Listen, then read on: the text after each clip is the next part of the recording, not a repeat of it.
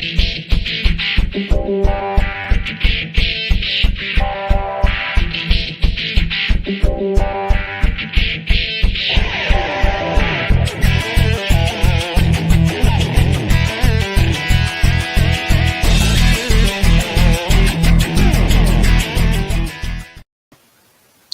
good morning, everybody. Welcome to Home Cooking. I'm Daniel Cook, your host this morning, and talking about a range of topics about how to help keep your home safe and up to maintenance, and also some topics that come up often around home ownership. Today, that topic is going to be solar panels, solar systems for your home. We've been getting a lot of calls and requests for information, and so we're going to go over a lot of that items that we talk about with our clients and people that call us today to give you a little bit more information and see if this is going to help you. We also have Lyndon Wilson with us, my helper in this program and show. Lyndon, are you here? I'm here, man. What's going on? Oh, man, just getting ready to have a great day. We got a ton of stuff to do, and I wanted to make sure we got this podcast first thing so we could get some information out to everybody. Yeah, today's a good topic. When you, especially with what's happened with the electric prices here, energy prices in Texas. It's kind of like home prices. Texas is kind of catching up with home values nationwide, which is a good and a bad thing. It's more expensive to buy it, but if you've already got one, then you're doing a whole lot better. But then energy costs are going up. Everybody knows what happened during the freeze. People are kind of scared of that. And there's just so many things that people need to know about solar. So I'm happy for you to bring that to the audience today. Yeah, there is I can't express how much information that you need to know when you're looking into solar and what that means to your future bills and to your type of system that you put into your home. So first of all, a couple things I've talked about. So everybody probably should know, but California is the #1 state for solar. And that is a combination of multiple reasons. One, the state wants everybody to have solar, so it takes less demand off of their internal grid. Everyone has seen the news. The grid has problems all the time in California. It cannot keep up with the mass amount of power necessities that the public needs. On top of that, they have a ton amount of wildfires and different things that cut the energy production down for days and weeks, sometimes months. They have some major wildfires out there. They have to shut all those lines off in order to take that power out of those lines and let the emergency staff start working the fire. So there's a number of reasons that the California infrastructure is designed to have solar. I just read an article that new builds starting in California have to have at least 25% renewable energy into the actual blueprints before they're even approved now. So They are emphasizing that solar is going to be their future. There is no way around it. It's not going to be an option. And when they say minimum 25, if you've heard all the other news, 2035, they're requiring no more gasoline engines to be sold in California. So it's only going to be a matter of time before that state is fully electric. You will not be able to get anything gasoline powered in California here in the next 12, 13 years. Could you imagine what the infrastructure of that grid is going to be like if everybody does not have some type of renewable energy on their own? Yeah, I mean, this not off topic, but so if they're getting rid of all the gasoline engines, what about people coming in and visiting? What's going to happen there? I mean, are you going to be able to buy petroleum?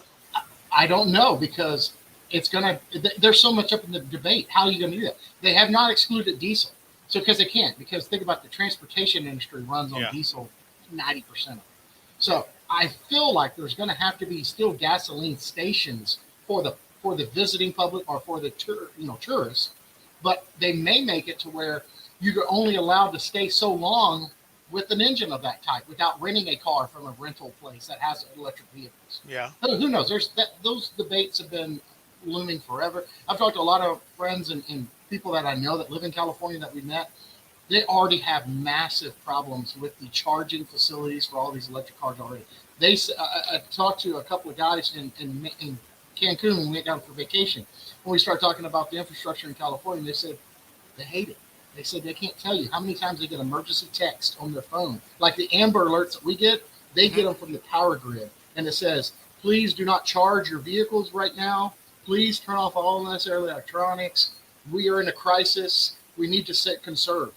So you think about that. They're begging people to buy all these electric cars. They're cutting off the future of the cars, and they can't even handle the structure now.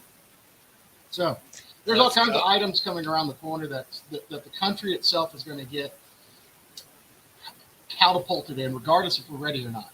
Right. The next 10 years is going to have so many changes around solar powered items. So just got to get ready and you got to get educated. That's what we're here today. So, Yep. Okay. but so Texas though is number two.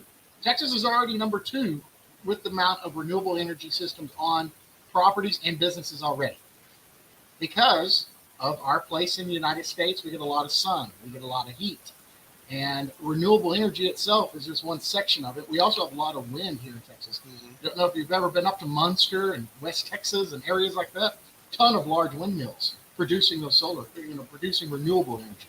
Hmm. So Texas has a lot of abilities of doing it, but they have to build it in and blend it into the overall economics of the state and for the public little by little. You can't just, hey, everybody, we're going to solar and wind, and that's it. So I think Texas is doing a good job of trying to implement these slowly, and certain electric providers are starting to endorse those also.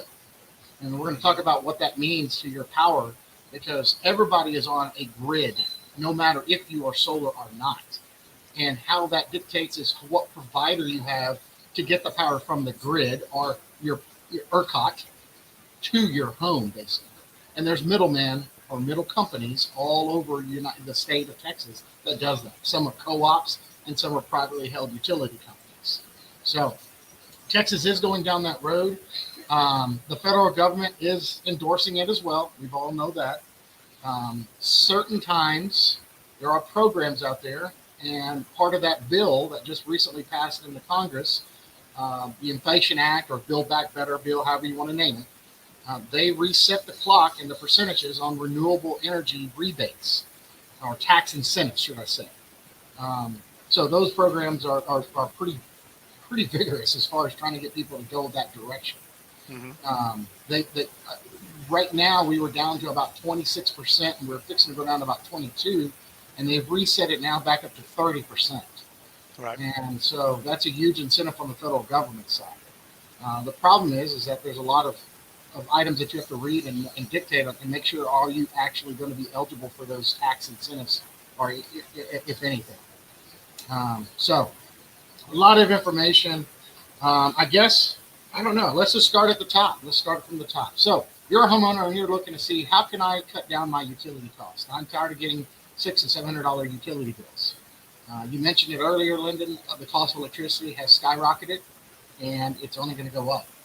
ERCOT's already come out and said that they are going to request a multi-billion-dollar raise from the state of Texas in order to get the systems in maintenance, in line, in getting them all cleaned up, getting them up to date. If anybody has been living under a rock, our infrastructure with our electric grid is behind date. They're estimating it anywhere from 20 to 25 years behind where it should be as far as the growth of it, the maintenance of it, and just more add-on. There is some huge restrictions that the federal government is not allowing the state of Texas to do. That's a whole nother matter and a whole nother topic. But until the state of Texas has some type of other factor of harnessing power and producing power, such as a nuclear facility or some type of other facilities to be built, then we're going to have a problem power in the state. No matter how much all the other electric provider, producer items, we just are not going to be able to keep up in the future. And so we are going to have to somehow figure out how to produce more power. And solar is going to be an alternative. There are a lot of unknowns with it, and how is the state of Texas helping get homeowners to get solar on their homes?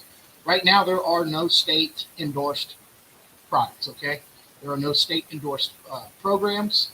The only thing that you are entitled to in the state of Texas is the federal tax incentives tax program. So that means basically, you as a homeowner contacts a solar company. You say, I want to have a solar, estimate put to my home. Well, there's a lot of things that compile that.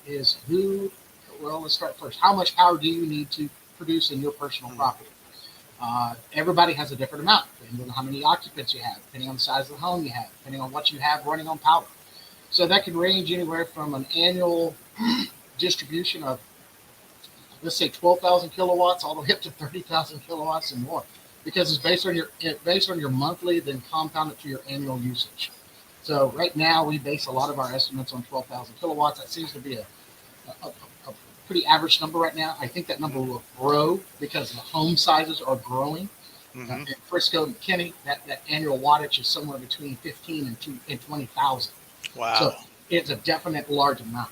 So why that means is that how many panels does that take then to overcome that production that we need? And that all changes depending on the type of equipment that you buy. There are different levels of panels. There's tier 1 panels, there's tier 2 panels, and then there's what they call black market panels. And those are panels that have been made not with any type of licensing or update or follow up or anything. And then those panels are sold to distributors just to get out there. Now they do work. The production might be a lot less. They may have a fire problem, overheating issues, different things like that. So you have to be careful when somebody comes and says, we can do solar for $25,000, and everybody else been quoting you 50 or 60 because there's probably a reason. I mean, most are not going to be, everybody just wants to give you a discount. So, so the type of panels dictates how much power you're going to produce. Tier 1 panels produce the most, and that's because they have been integrated and made in a fashion that they can absorb the power and transfer it to the inverters and to attach more of that power that's coming from the sun. So when you use better equipment, that requires less panels in order to produce the right amount of power that your home needs. I'm sure you've been driving around, you see some of these homes that have like 30, 35 panels all over their house. Well, those probably were the older systems, and they required more panels in order to produce the amount of power that the home needed. Now, I've seen a lot of systems, even on larger homes, they've gotten them down to where there's only like 15 or 20 panels on a home now, even a large home, because they're able to produce more and collect more. So all that goes into the type of system and the size system that you're actually going to need. So if you need a certain amount of panels, if you need a certain amount of inverters, inlines, powers, all those type of things, that dictates the cost of your solar system. Then most solar systems then are designed for a 25-year purchase. That means that if your solar system is whatever the cost of it is, $70,000, they take that and divide it by 25 years, and that becomes your electric bill in a sense. But there are caveats that you need to know. So if your system was designed for 12,000 kilowatts a year, you're producing that, great. You have a utility provider that, however, says, no, you can't have 100% renewable energy. Co-ops are notorious about this. You can only have a 90% need met by your solar system. That means 10% of your power is required to still be taken from your co-op. So you don't get rid of your energy bill 100%. And that does happen.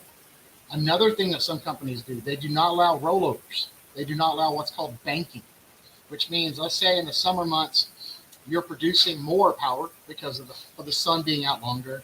You're let's say instead of producing 1,200 kilowatts, you're producing 1,500 or 1,600 kilowatts during those months, and you're still only using maybe 1,200.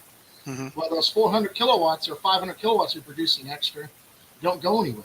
They just drop off. They go back into the grid, but you get no credit for them, and they don't serve a bank. So there are providers that do that as well. Now, they're on the flip side of the coin. There are providers that are endorsing solar and helping people go down that route.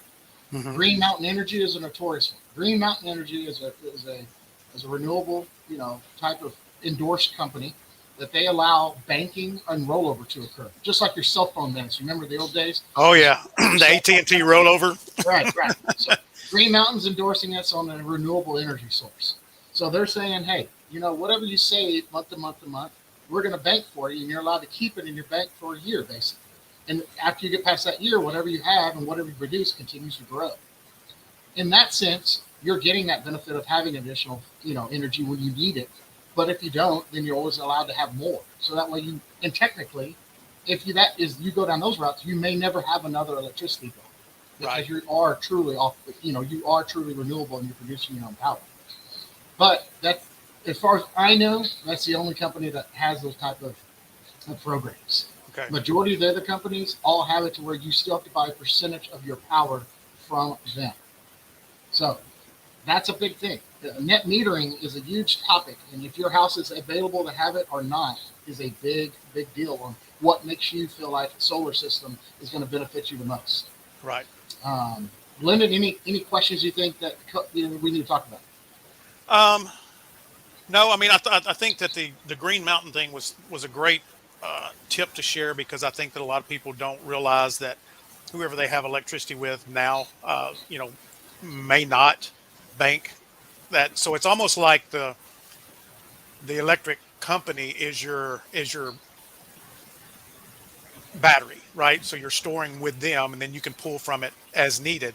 Um, the other thing that I think a lot of people don't know, Daniel, and I know you will, is what happens when the power goes out. A lot of people say, if I've got solar and the power goes out, I still get to use my power.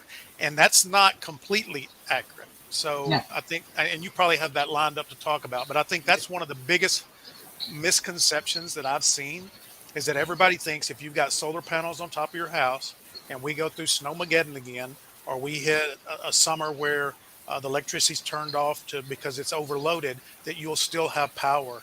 And it's not always the case. Nope, that is definitely not the case, and a lot of people have found that out over the last couple of years, because I remember when we had Snowmageddon, there was this mad rush for everybody to go out and get solar, right? They were upset with the power grid. They were like, I'm never going to have this happen again. I'm going to be independent. Nobody's going to control my house. And what happened? They started having power outages again, and people started. I saw social media blowing up. What the heck? I thought when I got solar, I was going to have power, and now I don't. And blah blah blah blah. Well, they didn't really get educated properly, because there's a lot of solar. It's the wild west of solar right now. I can tell you right now.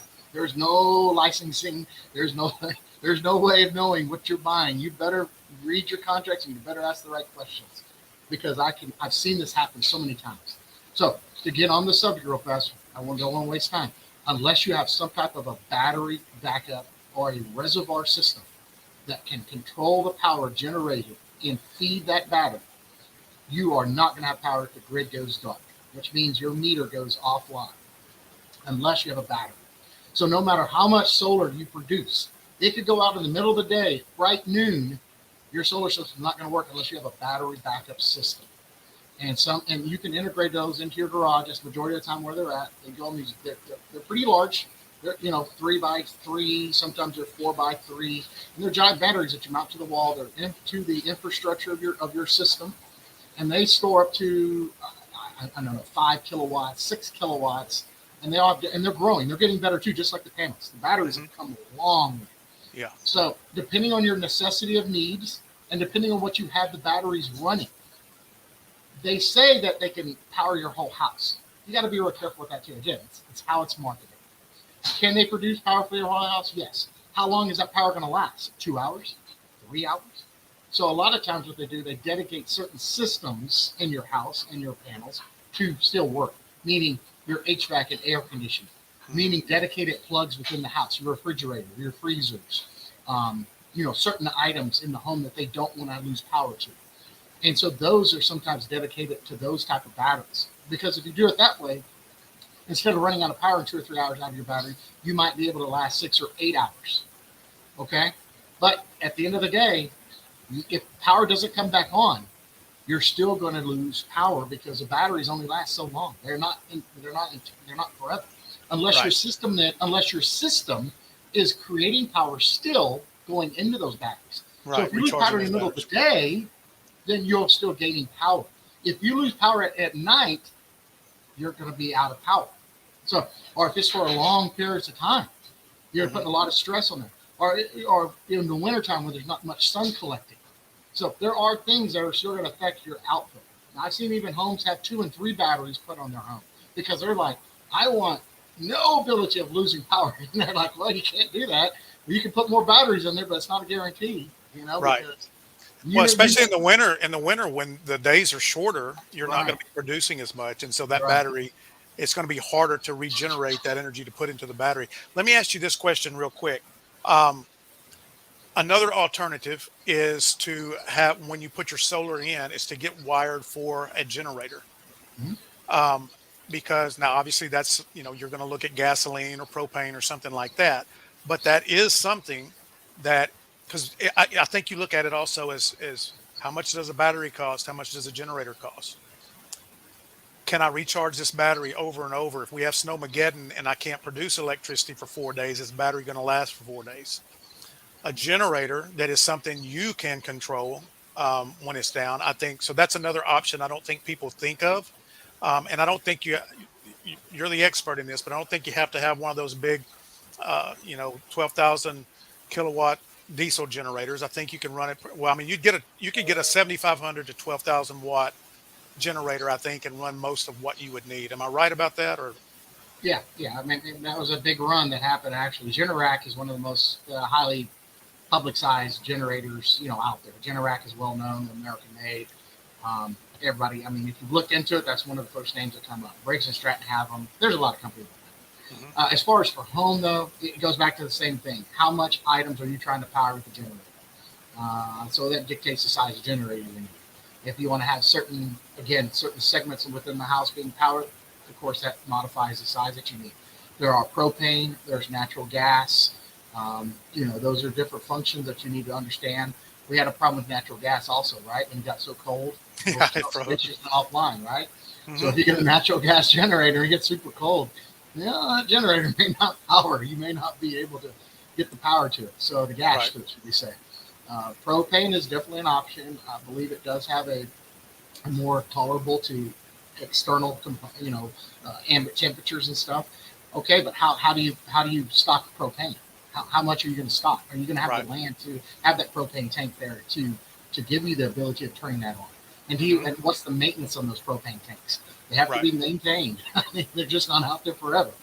There are so many things that you have to think about and really wonder what is the best system for me and my family or for me and my house, because not everyone's house can have those. That I mean, you may not have enough of land source for a propane tank in the backyard. You may have to run it natural gas. I just had a situation where a customer calls out and says, "Hey, I'm hooking up a generator. I need help." Okay, what do you need? I want to have power. I need power ran to it. I need natural gas ran to it. Well, you have to run natural gas usually from the meter to this because they Mhm. need a direct source. You have to have the right amount of gas going into it. You can't just tap off your chimney or your outdoor grill, natural gas line, because it's not enough. They've been metered down, and it doesn't produce enough gas to run that generator. So you have to run raw amounts of gas at a certain psi level. I just got educated by my master plumber about all this. He's like, Right. listen, this is what you have to have. If you have too long of a run, you have to have this. You have to have this. He goes, so sometimes a natural gas install may be $10,000 for a generator. And I'm like, holy cow, are you kidding me? He goes, no. If I have to run around 50 feet from the meter or from the biggest power source, and I have to dig a trench and I have to dig all this stuff, and then I have to do, yeah, it's $10,000. Holy mackerel! So you start telling people this, and they're like, "Wow, the whole generator is only $10,000." Right. So, and then not to matter, you gotta have the master electrician come out and then run all the power Mhm. back up, and then run that into your meter, and then get that all calculated. I mean, installing some of these are $15,000. So And there's you a also lot. have to have what people don't realize either, and I don't know the right word for this. I've studied it just enough to make me dangerous, but there has to be a when that generator runs through, and that's one reason I think we didn't discuss why your solar panels don't don't produce electricity when the grid's down. They do produce electricity. There's just a stopgap to keep that from flowing back in, because my understanding is if you didn't have that and the power company shuts the switch down so that the linesman can work on it, if you got all of this return coming from your solar panels, they're still going to get electrocuted. So it's more of a safety thing. um, so you either have to create an off-grid type system where you can completely cut yourself off from the grid, and you have to do that with a generator as well. Am I right about that? There has to be that transfer switch. Everything has to stay internal within that property. It cannot have any outside going to the grid. The power is off, and that means the grid is off. And you can see it. I mean, heck, I don't know if anybody ever did this. I did this a couple times when the power goes off. You go out to the meter and it goes dark. The numbers don't show anymore Hmm. on the side of your home. That means that grid has stopped all transmission from to your meter. And like you just referenced, it is a safety thing. They say that, that, and that's probably the easiest way to explain that to the public. Yeah. They don't want external items conflicting, into the grid when they are looking at what they're looking at. Because if let's just say in the neighborhood you had 8 homes that were producing power going back into the grid, and then this section didn't, so it bothers them because they don't want to see that coming in and out. You have to be solely independent if you're going to be on an off-grid system, and that means you're pretty much off-grid. So unless you're producing it, or unless your generator is able to produce it, that's what's going into your home, and that's why you have to monitor how much you need and how much you can produce and everything like that. Exactly. So, yeah. But yeah, that's coming down the road. Real quick, I know we only got a few more minutes. A next topic, and this is this is somebody that you better make sure. How long do I need my solar system before it pays for itself? Well, right now, the way energy costs are going up, it all determines on what your energy usage is. Let's see. 2 years ago, energy cost was somewhere between 9 and 10 cents a kilowatt, I believe. Mm-hmm. Now, I think the average is somewhere around 16. Yep. So, okay, in a couple of years, that's a pretty big increase, So if you locked in 2 years ago with the solar system, you'd have been locked in for those who cost at 9 and 10 cents a cost right now. Since we've had such a huge increase, your payout would have occurred faster because you're still saving now 6 to 8 cents a kilowatt on your energy. Okay. Now, if you lock in today for a 25-year system, you're probably locking in somewhere, and it's not going to be 16 cents. They always do better. The systems always try to give you better immediately. So they may lock you in at 14 cents or 13 cents. 13. Okay. So how fast is that going to offset what the general public's going to start paying here in the next 5 years? I mean, it's projected that energy costs will go up to 22, 23 cents a kilowatt, over these next few years. Right. So I was reading. I was reading the other day. I think California is somewhere around 30 cents per kilowatt hour right now. Mm-hmm. They're leading the nation. Yeah. Ours is supposed to increase, or nationwide, it's going to be average about 4% increase a year. And it might have been Texas because you mentioned this before. But as they start to rebuild the grid that they have to rebuild, regardless of whether another person moved into Texas or not, it's antiquated. They've got to update it. But the fact that we're getting such an influx in population, everybody that knows anything about the housing industry knows that there's houses being built every day. Yep. Those houses need electricity. There's more demand. Obviously, those electric companies or ERCOT's going to pass that cost on to the people that are consuming. And so, I'm not going to be surprised if we don't see it go to 22, 23, 24 cents, and maybe higher, because everything that is happening, and I'm not going to share my opinion with this, but we are following a lot of what California has been doing to a certain extent. Yeah. And like I said, there's some benefits to it, but there's also some drawbacks. And so the fact that we've got the majority of people moving into Texas are from California, do you think that they're going to throw a fit if they've been paying 30 cents per kilowatt hour and they can get it for 24 here? Right. They're probably not going to bat an eye. And so the rest of us are going to have to learn to live with that. So anyway, that's what I've been watching, and it's kind of scary because those are, historically, Texas has been a very, very affordable place to live, and it's changing a little bit. It's going to change dramatically. I mean, you think you've seen change? Yeah, you have not seen change. Wait for the next 5 to 10 years. It's going to be dramatic. I mean, I really feel sorry. I mean, I'm a diehard Texan. Grown up here my whole life. It's all I've ever seen. It's all I've ever known. Love it. But it is not going to be the same Texas. I don't care what happens. It's not going to be the same Texas. It's already changing. It's already happened. So those days of having cheap property taxes, cheap land, ability of going out and getting a nice home for a reasonable amount, those days are gone. We just have to live with it now. If you're already here and you have some equity in home, great. If not, those days are gone. But power-wise, we're going to have to be prepared. We're going to have to educate and make sure that you're prepared to have a $500 electricity bill. You're not, in those days of having 150 are not there anymore. So I can't tell you how many homeowners I talk to. Their electricity bills in Frisco and McKinney are averaging anywhere between $350 and $500 already. So it's only going to grow from here on out.